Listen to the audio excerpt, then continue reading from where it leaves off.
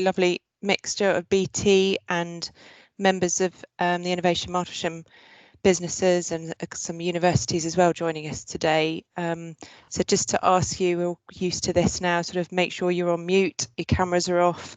There is a Q&A session, so please use the raise the hand option, or you feel free to use the chat and we'll pick up any questions there. And also feel free to make any comments there as well. So if I'd like to hand over to Trevor, who's going to welcome. Yeah, so good morning to everyone, and thank you for joining the call. I'd like to so we've had the pleasure today of welcoming a good friend to BT, Professor Mike Payne, who's a part of Cambridge University in terms of Professor of Computational Physics and in particular the Cavendish Lab, and we've had some fantastic work over the years, really collaborating on a number of projects of real importance to BT in companies spanning a number of topics, and Mike's been a great friend to us in terms of the relationships with Pembroke and indeed the Cavendish and progressing a number of really exciting piece of work. But today is not for discussing those. He's got a brilliant title and of how on earth do I end up doing this? And I'm sure that's a question many of us look at and wonder at on occasion. But in particular, this will be, one of the things he has done over his sort of extensive career is to create a tool. I don't know if you call it as CASTEP. How I'm sure we live it how you pronounce the tool. It's normally pronounced CASTEP. CASTEP. Yeah. And really just sharing with us the development of that and some of his career. So rather than me take time babbling, I'll pass you over to Mike for his talk. Okay, well, thanks very much, Trevor, and thank you all for tuning in. So I don't have a huge amount of time, particularly as in my abstract, I said I would try and say something about my career. So that's quite a long time now. So really, I think there are sort of two primary themes that I want to cover during the talk today. The first one will be about simulation and modeling. And the other one will be about sort of industry, academia, both relations and attitudes to how you do things. But you may have been wondering about that title. So let's start off by just explaining why it's a relevant question. So it really goes back to before really I came to university. I made three decisions about what I would do with my life, and they were: I was never going to do physics, I was never going to work with computers, I was never going to become an academic. And as Trevor said, I've ended up as a professor of computational physics at Cambridge. So things never quite turn out the way you want to. I'm not going to talk about all the steps in that process. One or two of them I will cover later on in the talk. But as I said, I mean, today is really just, some snippets of things I've experienced, things I've learned. I'm not going to go into any technical details really about any of the things I'm going to talk about. And it's really just a completely genuine offer that if from anything I say today, you would like to discuss it further or find out more, then please do get in contact with me. Okay, I'll be very happy to pick up the ideas, but I don't want to go into lots of details during the talk today. So I said one of my major themes is going to be simulation and modeling. And rather than starting with my own area, which is in the area of quantum mechanics and atomistic simulations, I'm going to start with my favorite question that I ask people about simulation. And that is, when you're developing a new model of car and you're doing a physical car crash test, how much does it cost to do each of those physical car crash tests? I've given a sort of, who's going to be a million or who wants to be a millionaire, 4 different answers ranging from 5 million down to about £5,000. And of course, it would be really good if I'd set this up as an online vote, so you could always vote for what you want. But, you might argue 5,000. Well, if you're destroying a car, it's got to be more than that. 50,000, yeah, maybe that's kind of all right. 5 million sounds a little bit expensive. But the actual answer is about £500,000. All right, and that seems a little bit odd, but of course you've got to understand the context. We're talking about developing a new model. That means you are setting up a production line. If you don't know what's going to happen when you crash the car that comes off the production line, if it fails the car crash test, which is a legal requirement, you have to re-engineer the production line. That is billions of pounds and endless lost market opportunity, because you'd have been doing the marketing and sales ready for a new model. So the secret to this question is the fact that in the olden days, when it was done this way, when you did real physical car crash testing, you actually had to hand build each car. And the reason it cost is because is because you have to hand build each car you do a crash test on, and that cost you £500,000. It wasn't instrumentation, it wasn't the cost of doing the test, it was the cost of hand building the car. Okay, and that's a thing we come back to later on when we talk about, you know, approaches in industry and academia. So things are now different, because it was actually in about 1990s that this got going. People found that they could develop their virtual models of car crash testing, run them on big computers, and actually reproduce almost perfectly what happens in a real physical car crash test in the computer. And of course, the cost of computing has come down significantly since the 1990s. And nowadays, to actually do a virtual car crash simulation, it costs about £5 in computer time. The interesting thing, though, is, so as industry, you might think, oh, great, it's all about the money. But in fact, it's much more than about the money, because once it became cheap to do car crash tests, then you could do things that you could never afford to do when it cost you £500,000 to do each physical test. You started doing more realistic scenarios. You moved ahead of legal requirements. So there's all these benefits, not just the fact it saves you money. To make this all work, then of course you had to build up the models that allowed you to do the car crash testing and the extensive software suites. You needed large-scale computing. Well, nowadays you don't, because we've had so many generation Moore's law. And in particular, you had to have information about how each of the bits of the car would deform under mechanical load, and you had to build up lots and lots of information. So what we have here is something that actually is rather common of many forms of modeling and simulation, where you have to build the model, you have to test the model, you maybe have to choose parameters, not all parameters you may be able to get from information that's out there, and you put it all together, and then you run it lots of times, and it always seems to work, or seems to work reasonably well. If it doesn't, you further improve the parameters, and that is what a lot of modeling and simulation does. I want to contrast that with the sort of modeling that I've been associated with, and that's that I do simulations where we don't actually need to have set up a model, we don't need to do any experiments, we don't need to do anything in advance other than just solving our modeling and simulation. So the question is, how on earth can we do that? How on earth could you make a prediction when you haven't, say, of a material property, when you haven't even made the material? Well, the answer to that is because of a thing called quantum mechanics. So if I take you back to your school days when you did chemistry, I'm not sure if you, or physics, can remember this. You may remember doing experiments where you took, you know, a flame, and then you put various atoms, ions, into those flames, and you found that the flames turned a different color. So without going into all the details of what's happening there, the crucial thing about this is that you cannot explain why different atoms in flames produce specific colors using classical, or what we might call Newtonian physics. Okay, well, we now know that the only way you can explain things like this, it's actually associated with the fact that atoms have specific discrete energy levels associated with them. That is a result of this thing called quantum mechanics. And quantum mechanics evolved over a period of about 30 years or so. To me, the sort of the great hero, the man who made the enormous breakthrough in quantum mechanics, was de Broglie. In 1923, really with no experimental evidence whatsoever, so this was sort of really going out on a limb, he was the person who proposed that things that classically we thought of as particles actually also behave as waves.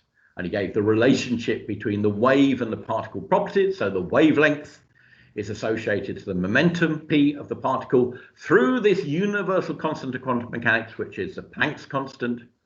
The frequency of the wave associated with the particle of energy E is given by this relationship, again with the same universal constant. So the interesting thing is that the relation the other way, waves having particle-like properties, was known. There are experiments on light which showed these particle-like properties, but no experiment before de Broglie had shown particles having wave-like properties. So this was just completely off-the-wall claim, but actually turned out to be correct, as numerous experiments have shown since. And so the idea that waves and particles have the other characteristic as well is at the heart of quantum mechanics. Okay, well, de Broglie is great, and one can do a lot of things, begin to talk about, you know, what happens if the thing we thought of as a particle, say an electron, actually behaves like a wave. You can do a lot of sort of thinking like that. But unfortunately, there's a limit to how far you can go in terms of quantitative predictions just using the de Broglie relations. So the way that you move things on is with equations of quantum mechanics, and Schrödinger really is the person who introduced this way of formulation. It's just a different formulation of quantum mechanics, but using equations, and that gives us quantitative answers, predictive answers about systems. So as I said, I don't really want to go through the details, so I won't go through all the details on this slide. This slide is simply to emphasize that what we can do using the Schrödinger approach is start with any classical system. So the top line expresses the total energy of a single particle moving in 3 dimensions in terms of the components of its momentum in 3 different directions, Cartesian directions, its potential energy. So this is a purely particle-like equation. And then there's like a sausage machine that takes those classical equations and uniquely, with a single rule that actually was basically formulated, you know, by de Broglie, that wave-particle duality, leads us to a quantum mechanical wave equation. Okay, so that's what we get. So there you have the Schrödinger equation, which basically allows you to probe and get quantitative answers, taking in the wave-like properties of particles into account. So when you start doing it, you start getting some really exciting results. So the simplest problem you can probably do relating to atoms and molecules is to do the hydrogen atom. So you have a proton at the middle, very, very small. You have the electron moving around. Now, classically, that electron would have been like a, you know, the moon going around the Earth, or the Earth going around the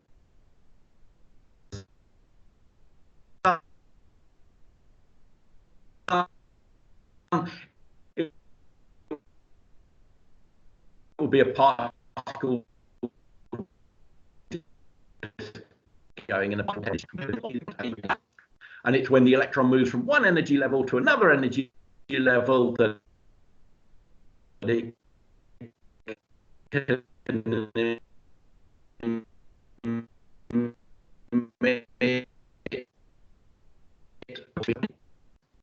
energy levels corresponded exactly to what was known before. It was known what the energy levels of hydrogen were, because by measuring the frequencies of light coming out and the energies associated with them from the early days of quantum mechanics, you could infer what these energy levels were. Now you had an equation that explained it. So you go, great, let's go from atoms to molecules. So let's go to not quite a molecule, it's what we call the hydrogen molecular ion. So we have 2 protons and a single electron moving between them. And we can actually solve that problem exactly, analytically. And when you do that and plot the energy of this system as a function of the distance between these 2 protons, you get this characteristic energy curve. Okay? So 2 protons, electron, what are they going to do? They're going to find the minimum energy configuration. So they're going to form a stable molecular ion, as shown here, with a bond length, so distance between the 2 protons of 74 picometers. There are more things that we can find out. We can work out how much energy it takes to separate the 2 protons, or the reverse of that is a binding energy. Around the minimum, then this looks a little bit like what we call a simple harmonic oscillator potential, so we can actually work out the vibrational frequency, and all of those are absolutely spot on from an equation where we have no variable parameters, just like the hydrogen atom. So you think, right, that's it, we're done. And then you try and do the hydrogen molecule. So we have our 2 protons, and now we have 2 electrons, and everything fell to pieces. You couldn't get a remotely decent quantitative solution for that, basically because it went beyond analytic solutions. So it kind of sort of looked promising, but fell down. And then we reach one of my favorite quotes. This is actually from Paul Dirac. And it says, fundamental laws necessary for the mathematical treatment of a large part of physics and the whole of chemistry. I love the way it's a whole of chemistry, but only part of physics, because chemistry is this trivial subset of physics, are completely known, because we know laws of quantum mechanics. And the difficulty only, I love this, only lies in the fact that we can't actually solve the equation. So basically it's saying we know everything, everything is trivial, except we can't actually solve the equation that tells us what the answer is. And he said that in about 1930. And it took 50 years for scientists to get beyond this collapse when you go beyond 1 electron problems in atoms and molecules and materials. But eventually we got there. So it was around 1980. It's always very difficult to know when the field actually took place.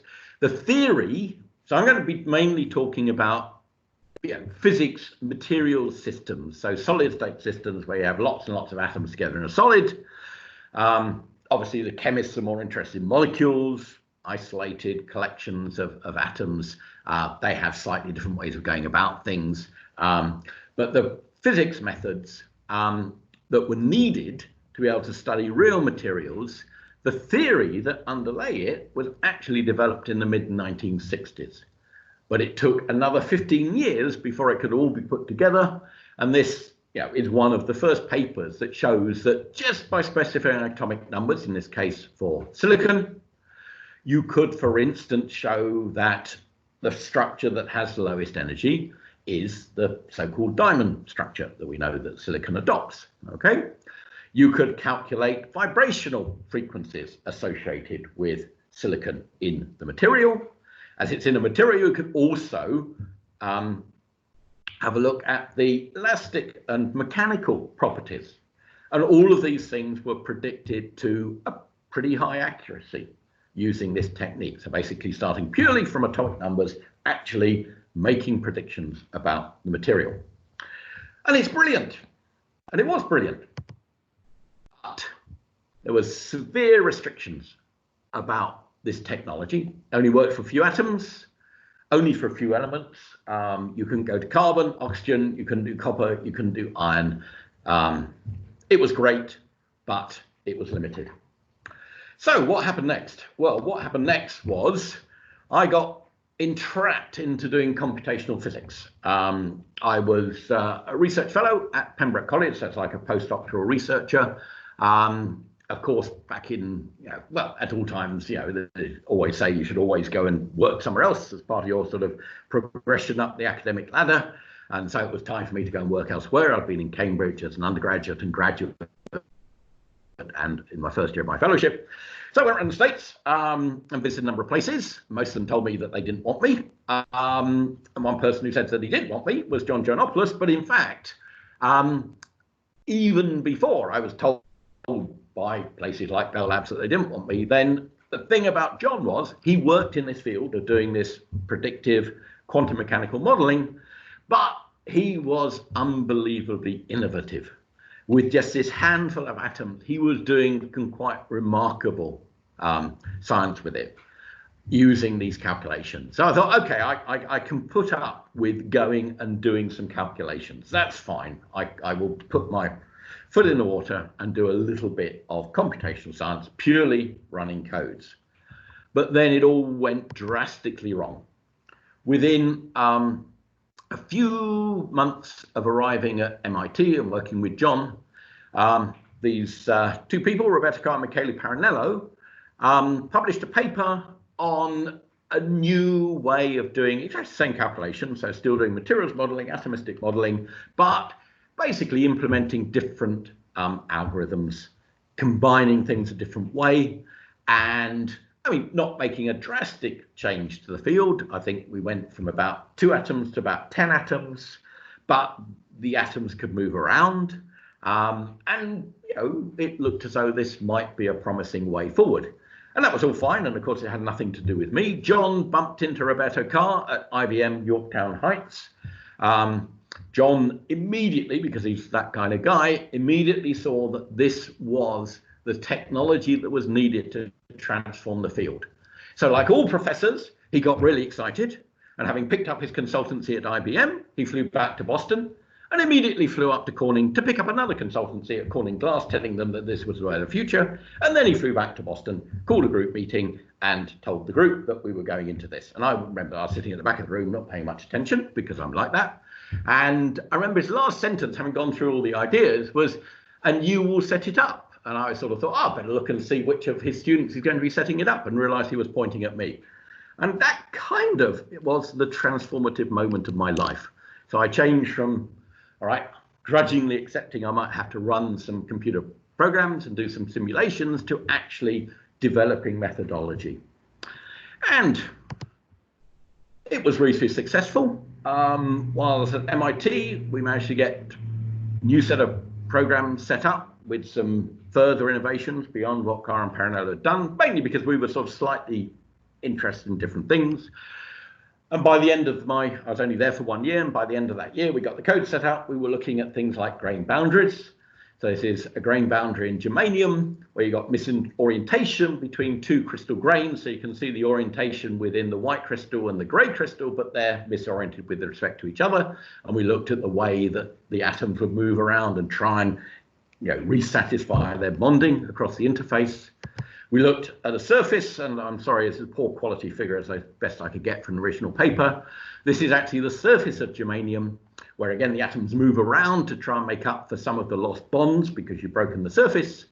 And it's found that you form these things called dimer atoms on the surface, where pairs of atoms, surface atoms, move together and bond together, but they also tip. And the question was, what's the tipping direction that you create on the surface? And these simulations required many tens of atoms, and you know, gave insight into what was going on. And you might have thought, well, you know, we've gone from 2 atoms to tens of atoms. That's great, you know, wonderful. We're kind of job done. But I guess, you know, one thing that's always driven me is, well, is it really done? I mean, couldn't you actually do something a lot better? And you know, over the next few years, when I came back to Cambridge and started working, put a research group together, was this feeling that actually we could do an awful lot better than this. We could go to much bigger systems. And it was about just developing the methodology. And indeed we did. So by 1991, 1992, we were able to do a calculation of this amazing surface structure on the surface, a particular surface of silicon. It's called the Takayanagi reconstruction. So, I mean, this guy Takayanagi, using electron microscopy, had worked out what the arrangement of atoms was. It's an arrangement, part of which you can see in either scanning tunneling microscopy or atomic force microscopy experiments. And we were able to do a theoretical calculation on the whole of this surface structure, which required us to do 400 atoms in the unit cell. That was really quite, I think, impressive. Okay. And of course, one of the things that winds me up, many things wind me up, but one of the things that winds me up is that whenever you talk about doing big calculations, people always say, oh, you just use big computers, don't you? Well, actually, that is never, ever the case. So what have we done in this field? It's called, you don't need to know the terminology of the field. We went from 2 atoms in 1981 to 400 atoms in 1991. The technique was actually worse than cubic scaling. So basically, to do that, even if it had worked, and that's doubtful, just looking at the computational cost using the techniques that were applied in 1981 would have required 100 million times as much compute power, or 10 to the 8. Sorry about the spelling mistake in million. So how much of that was bought by big computers? Okay, well, this is a graph showing the fastest supercomputers in the world. It's a little bit out of date because it only goes up to about 2010. But if we look between 1981 and 1991, well, actually, you could argue it's even below Moore's law. So Moore's law is this idea that computer power doubles every 1.5 years, or basically everything associated with computers. In that decade, well, maybe we got Moore's law, maybe we're just underneath the trend line, but we didn't get more than 100. What we did get over that generation was a change of the paradigm. We moved from machines that we refer to as vector machines up to the early 1980s. By the end of the 1980s into the 1990s, we're going into so-called parallel or multi-processor machines, and that was what was happening towards the end of the decade. But note that they didn't give us a lot more computational power. Importantly, for my field, they gave us a lot of affordable memory, but not computational power. So let's go back to the number. We've got 10 to the 8 times as much compute needed if it's just about grunt power.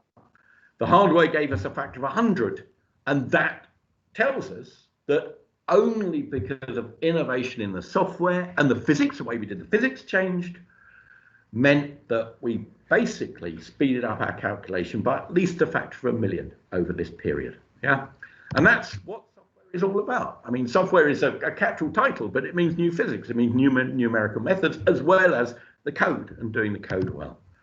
And only after we'd turned all the bits of the calculation down to minimal scaling, so the smallest possible increasing cost with system size, only then did we exploit the parallel computers. Particularly in the early days, exploiting parallel computers was difficult.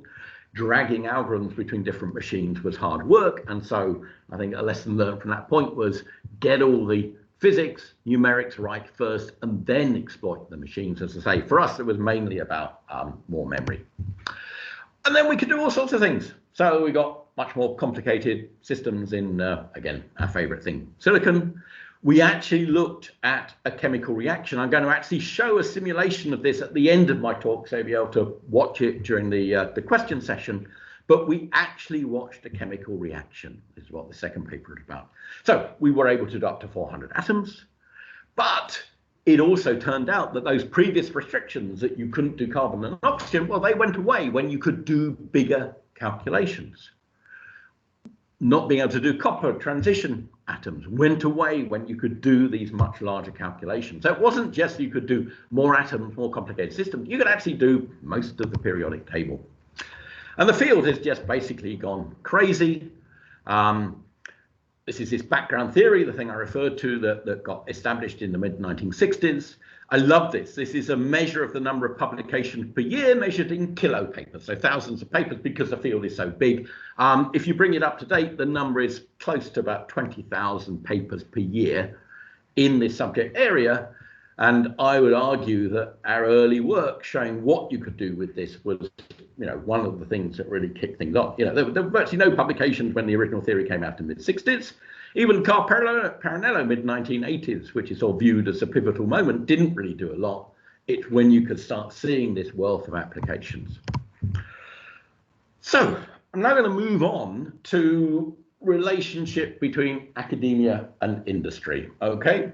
One of the interesting ones, this is from an academic back in the 1990s when we were basically leading the world.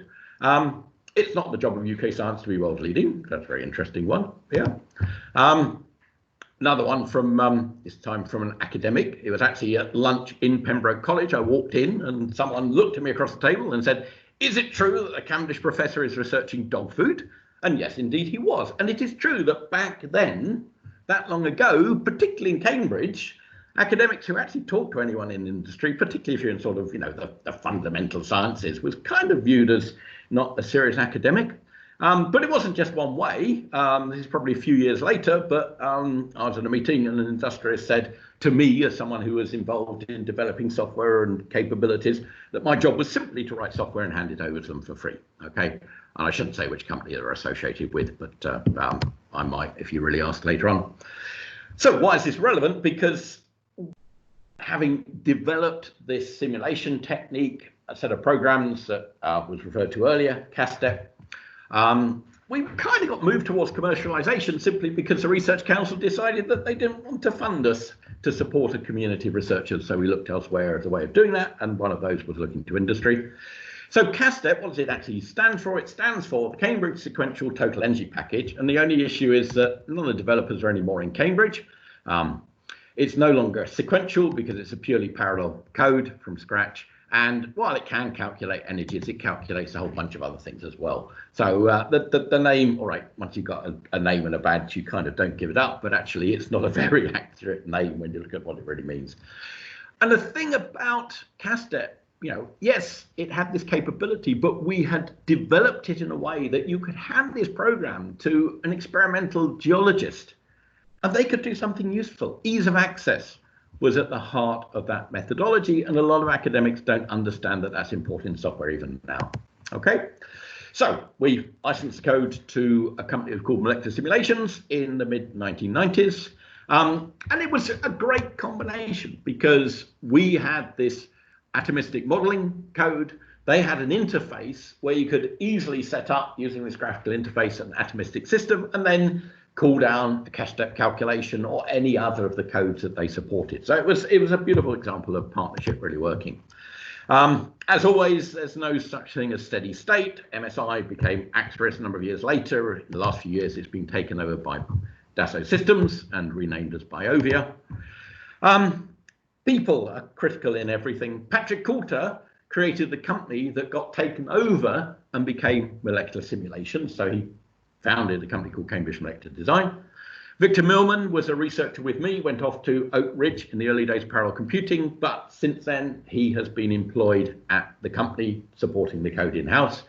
And then Keith Glassford was the first sort of proper product manager for their quantum suite of programs and was a great person pushing the sales of CASTEP. So what happened? Well, nothing is very smooth. Atomistic modeling was vastly oversold in the early 1990s. There was a downturn. There was a merger of Molecular Simulations with basically a lookalike company called Biosim. And CASTEP, fortunately, was chosen as their sort of quantum mechanical plane wave code, even though it cost the company. The rival code in Biosim was basically free. Keith Glassford, I've talked about product manager. I mean, he really pushed the code from 1998 on, and that's when things have been going pretty well. And we did lots of things to try and support the code, and quite honestly, it didn't work. I mean, despite the fact we had a software company involved in CASTEP and talk about professional software standards, it just didn't work in the late 1990s, and we ended up with essentially a completely undevelopable code. I think something that's called technical debt in the field. So why am I still talking to you about CASTEP? Well, that's because very fortunately, in 3 years, there was a group of younger people who decided that they wanted to work in this field. They needed a code that allowed them to develop it further, add new capability. And so they essentially rewrote the software from scratch. And the remarkable thing is that they did in their spare time, without being paid anything, and actually did better than the ASCII code for the ASCII initiative was about re-engineering their nuclear weapon simulation capability. The ASCII program was partly about machines, but actually also about rewriting software. They were able to spend £25 million per piece of software. They had 12 codes to rewrite, and most of their rewrites failed. We did it with 6 people in their spare time in the UK, and we never rejoice in that. I mean, it's terrible. We are never very good at acknowledging brilliance in this country, which does annoy me. They developed a code for them to do their science. It wasn't necessarily going to become a commercial code, but after a lot of pretty hairy negotiations, and in fact, it did turn into the code that by that stage, I think they must have been called Axeris, actually sold. And this group then renamed themselves as the CASTEP Developers Group. And the thing I love pointing out is that when you have properly engineered software, you have something that is at technology readiness level 1, which is kind of academic research, because these people were using it to do new types of science, as well as technology readiness level 9, which is selling a product. And I hate it when funders say, oh, we can only fund at TRL 4 or 5 or something like that, because surely you should be funding something. Just because something's actually selling, you can still develop it further, and software to survive a long time has to do that. CG has got new members, so it's rather different from it was before. We got some little snapshots of the people working and enjoying themselves, and enjoying themselves. And you can see that if you compare these two photographs, then this and this are the same person, and you can see they've gone grey, just like I have over the years. But they have been remarkably successful. So, yeah, I said a little bit before about the importance of software. And it's interesting that, again, in this sort of academia versus, industrial landscape, software is appreciated as a skill in industry in a way that it really isn't in academia.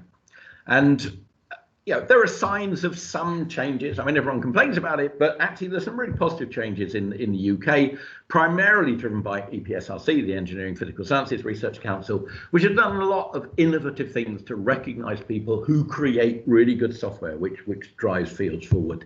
And in particular, the Research Software Engineering Fellowships, I think, are a great invention to recognise people who can do good software. Anyway, where did this put me? So suddenly, I have a product that's actually selling commercially. And suddenly everyone thinks that I know about commercialization. So I've acted for Cambridge Enterprise so Cambridge Enterprise is the technology transfer arm of the University of Cambridge. They have people in departments to try and provide a link conduit between departments and Cambridge Enterprise. I'm the departmental champion, as they're called, for the Cavendish Laboratory, the physics laboratory. And most of my job is people come along and say, oh, it's great, I've had a great breakthrough. And you say, yeah, fine, great, tell me about it. And they say, oh, well, we've got this new way of doing things, and it's 5% better than the old way, and I want to commercialize it. And then you basically just have to do the car crash test example. You say, yeah, that's brilliant, but if it's 5% better, a company would have to re-engineer things, recertify things if it's aviation, and for 5%, they're not going to do it. If it's a radically different technology, it needs to be orders of magnitude to attract attention. But every now and again, you get brilliant people come along with radically new ideas. One of them is Gareth Conduit. He's actually in the same research group that I'm in the Cavendish. Not totally early adopter, reasonably early adopter in artificial intelligence. And has managed to set up a spin-out company based on research that he did in the department, basically over a weekend. That's really quite remarkable. He basically discovered two materials that probably could be used in jet engines in 20 years' time in a weekend, which suggests that he's got some pretty bright ideas of how to deal with artificial intelligence. Okay.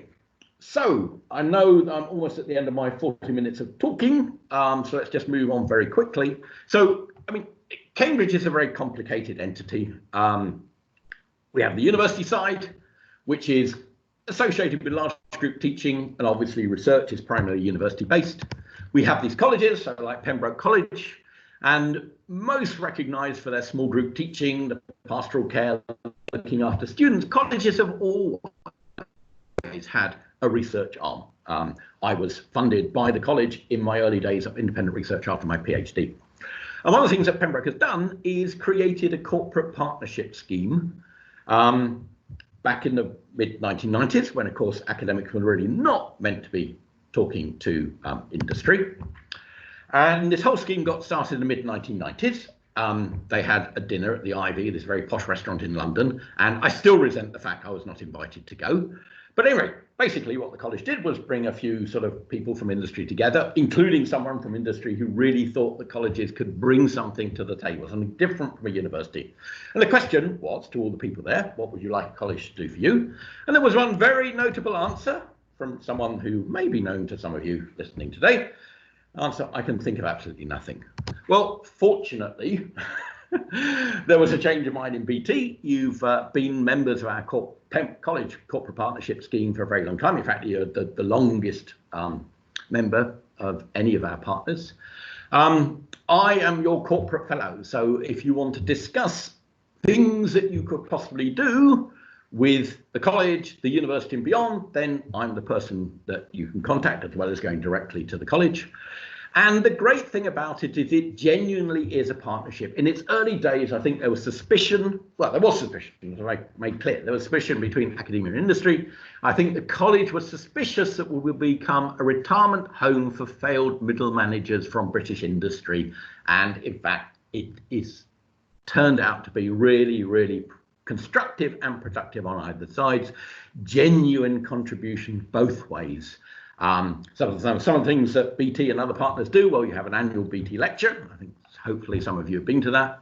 There was, I think, one wonderful event where we got a couple of philosophers in the university to talk about trust to people in BT.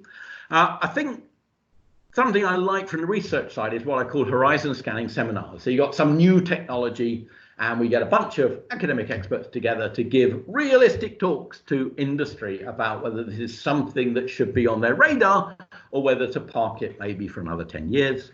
Some of you will have come across students from either Pembroke or the wider university or beyond doing internships in the company and a bunch of other things. Okay, but the thing I want to really emphasize is that we don't have a specific list of things that we do under the corporate partnership. We are there to try and make it easier for people in industry to interact with academia. And we're not restricted to the college, we're not restricted to University of Cambridge. Within the corporate partnership, I guess because we don't feel ownership of, big, large-scale research, we simply find the right people to do any particular job. In my own case, it's brought me into areas of research I didn't expect to do. So, I'm quantum mechanics, but I'm involved in this combined BT Huawei Cambridge project on fast copper using surface waves as a way of perhaps going to the gigahertz for fast communications. And I never liked electromagnetism, so this is interesting experience for myself. And then another project which we're just about to start with, there's quite a lot of people involved in the surface wave project, but I haven't put names down. It involves quite a lot of departments. So a project that we're just about starting with a student, and Andrew Lord and Anna Mosin, seeing whether we can use BT's existing installed fiber to actually deploy a quantum cryptography network without trusted repeaters, because I don't believe in trusted repeaters. And this is the other side of quantum mechanics, a weird bit that I haven't emphasized at all. I just talked about the bit where we can predict things, but there's a weird bit of quantum mechanics, and that's what you exploit to give you a secure way of communicating between people, one that allows you to work out whether people have eavesdropped. And we're just going to see whether using existing technology that could be deployed around, say, the whole of the City of London. So that will be a new student starting on that in October, COVID permitting. So as I said, really, I've just mentioned a large number of things. If you want to discuss them further, please do get back in contact with me. And I will show now, while we do the question and answer, I will show the simulation of that chemical reaction. It's a chlorine molecule falling onto a silicon surface. Okay. I'll just quickly go through. So it's not a great slide. So the green are chlorine atoms. The grey are silicon atoms. When you see these diffuse clouds, they are electron density. So this is telling you about the bonding. I'm going to show it right from the beginning so you can watch the progress. It goes relatively slowly. So this is the work back from the early 1990s, where we actually did a dynamical simulation of a chemical reaction. And I will stop at that point, and it's being slightly longer than I was meant to.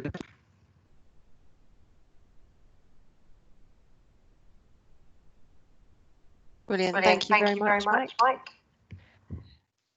Okay, if anyone's got any questions, please use the raise the hand or the chat, no problem.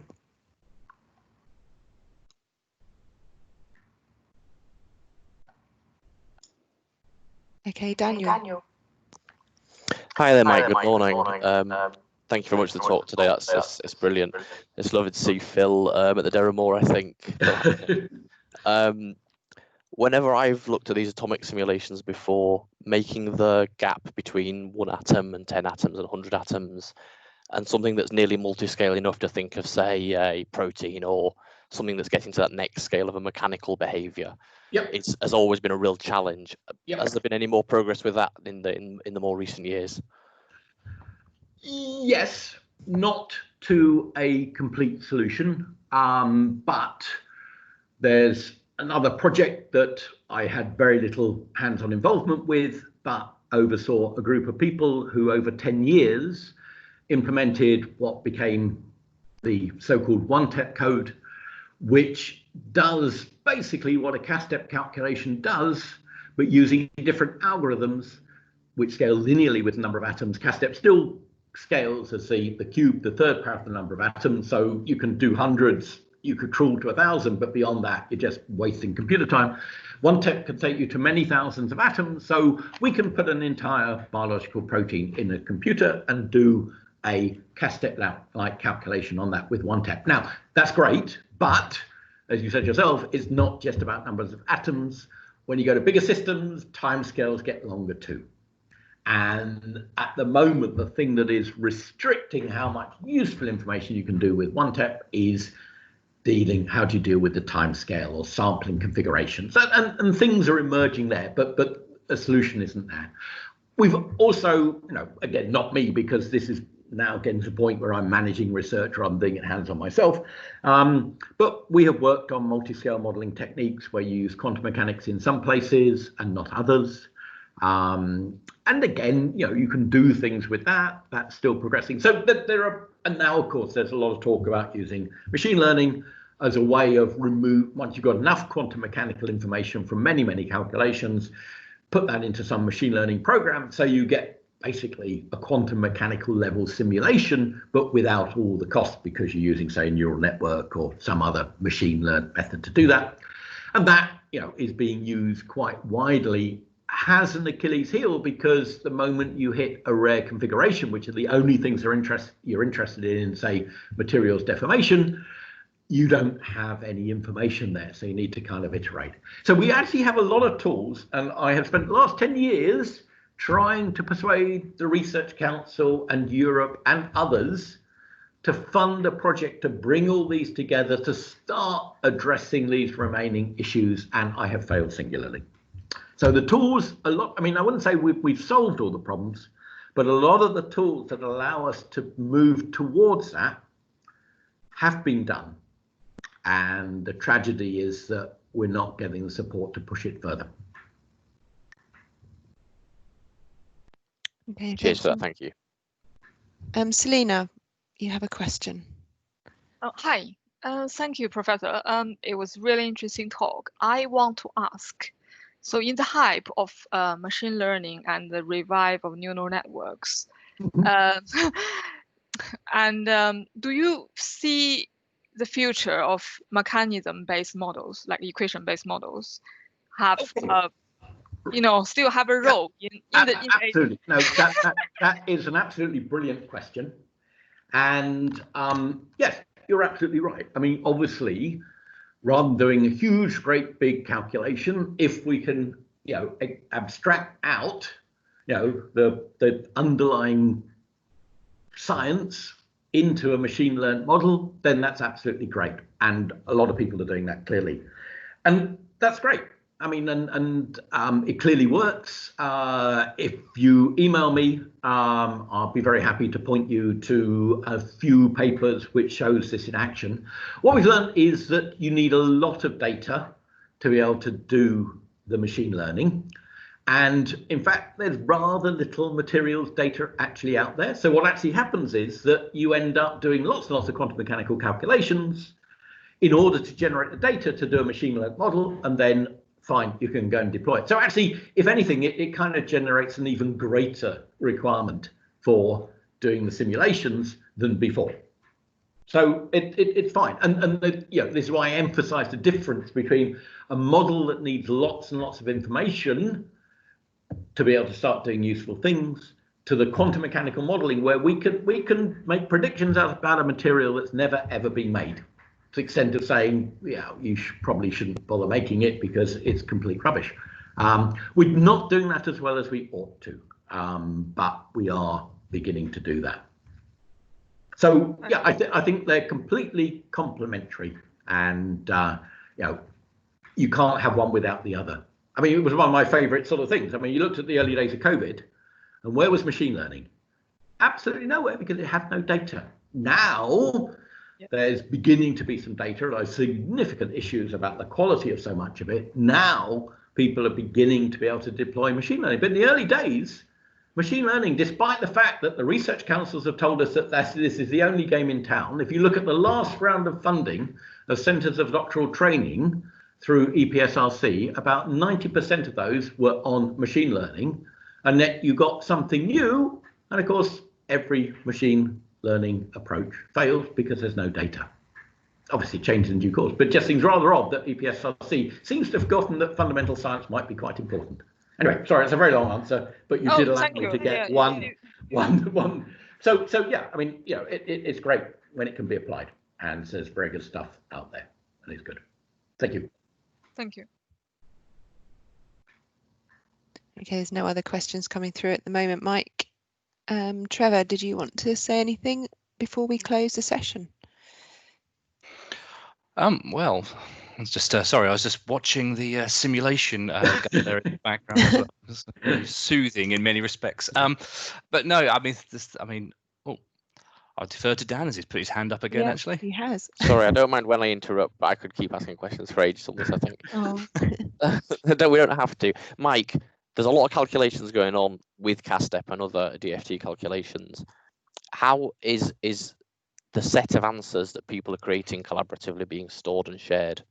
I can go and I can calculate a water molecule now if I want to, but why do it? Because I can just look it up. Can I look it up? Yeah. Okay. So clearly, because of so machine learning has hit this field in quite a big way, and that needs data, as I was just saying, as you know. So there are quite a number now of repositories of materials data.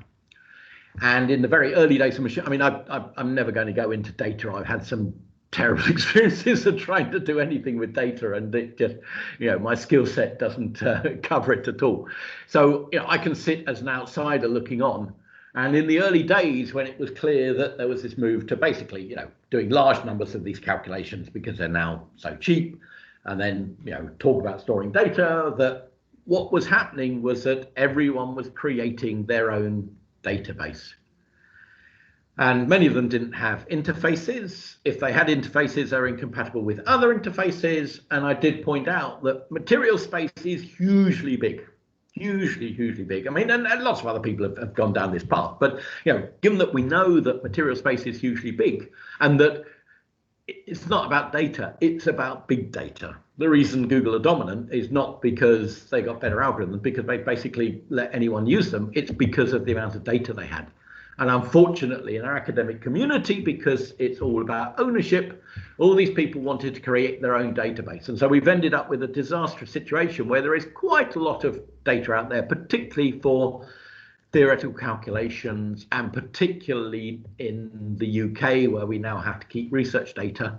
So there is, quite a lot now, almost, I'd say, probably most results of ab initio calculations done in academia will be put on some database somewhere. The problem is there are lots of different databases. They all have different interfaces. And as a result, the possible benefit we might get going to big data has been significantly delayed. Perhaps the only encouraging thing in this space is that this organization called CCAM, which is based at Lausanne, has begun a process, and this is actually building on work that someone in Belgium started, of trying to define, not make everyone use the same interface, because that's not going to work, because it's all about ownership, but providing a mechanism so that you can actually access all these different databases in a uniform manner. So, at least there's some attempt to try and put it right. But yeah, there is data out there. So you can search for the Nomad database, which is hosted in Germany, in Berlin. There is the follow-on from what was called the Materials Genome in the early days, but Materials Project in the US.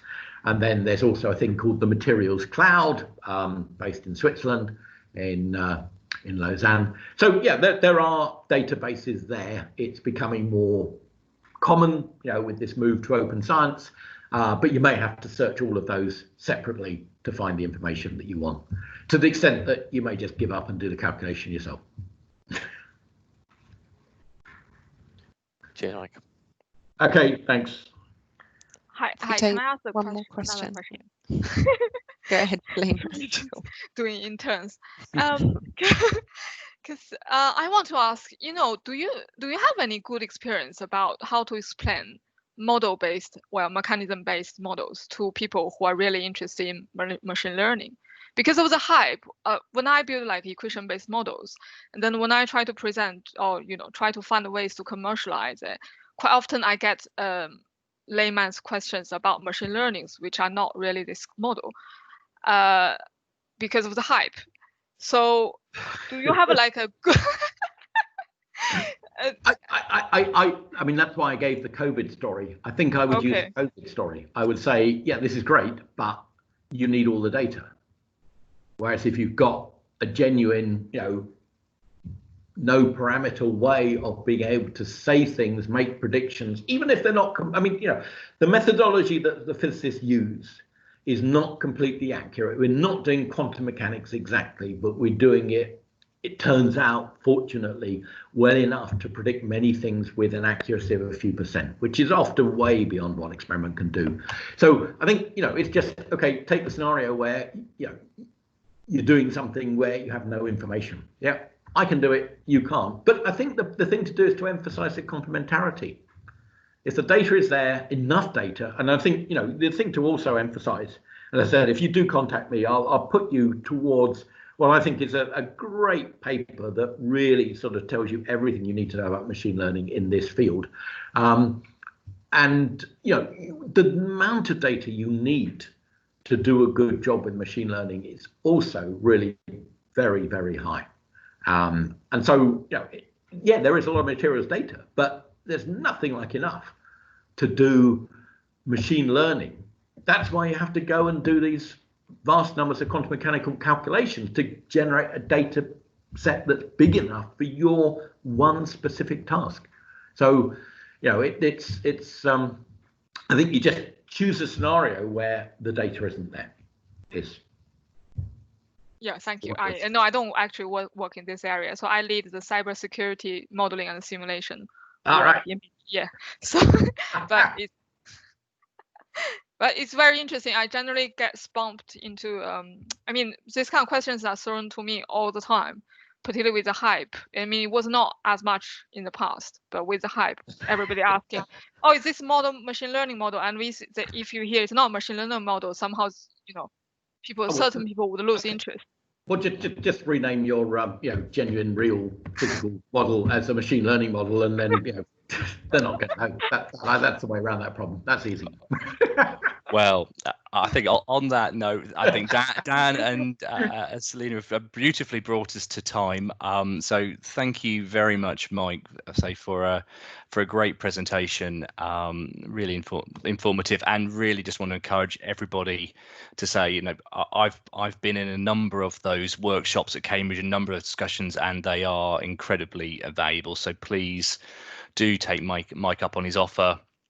Reach out, have those discussions, because it has been an incredibly valuable relationship for both Cambridge and BT, and look forward to seeing that grow and deepen more as we get more and more contact between the departments. So thank you all, thank you, Mike, and enjoy the rest of your day. Okay, and as you can see, I've just put the email up again, just in case you didn't note it down. Anyway, this is all recorded, so you can look at it there. But genuine, if you discuss any of the things I've touched on, very, very happy to talk to you. So please get in contact. Thanks, Mike. Thanks, everybody. And have a good day. Cheers, guys.